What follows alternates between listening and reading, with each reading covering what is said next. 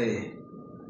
Hello guys! For this video, ayun nga, mabilis ang video lang to para sa mga pinamili namin kahapon.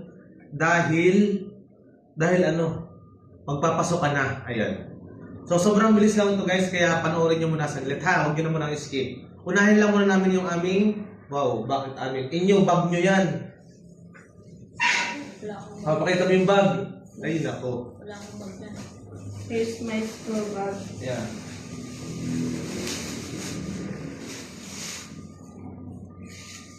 Yan ang kanyang bag. Yan. Okay.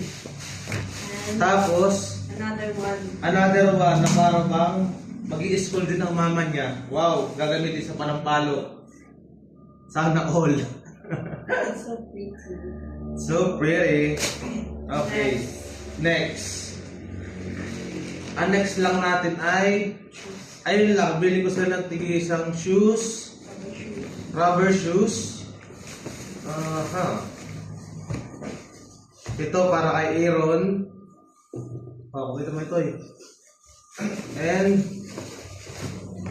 natalaglag na yung box. Ito para kay Dayday. Para sa rubber shoes. And para sa black shoes naman. Okay. Ano ba to? Taas naman ito. Huwag sana siyang matapilok, napakataas. Okay. Tapos, kay Aaron, ito ang gusto niya. Black shoes. With 6 holes daw yun. For Boy Scout. For Boy Scout. Ayan, black shoes niya. Na para bang ready na siyang pumasok, pero hindi niya alam ang English ha. Butiki.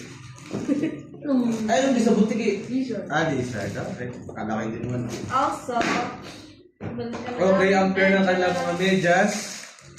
Tigilan kayo. Oil, tray up. 3 yung kay Aaron, iyo ay 4. 6. Saka yung Okay. Saka yung plate na tinapos. Ano tong clip? Hindi naman to pang school. magagamit yan. Gastos. And, ano pa? Yun lang. Ay, ito. Bilhan ko na din sa Aaron pala ng Bahay. mga sando. Wala na daw sando, kaya bilhan ko ng 6. Ito po. Ayan. Na parang bagang ang tiyuhin niya ay tumatay ng kwarta. Ayan, 6 na piraso. Tapos si Dayday, bumili lang pang makeup. Tapos,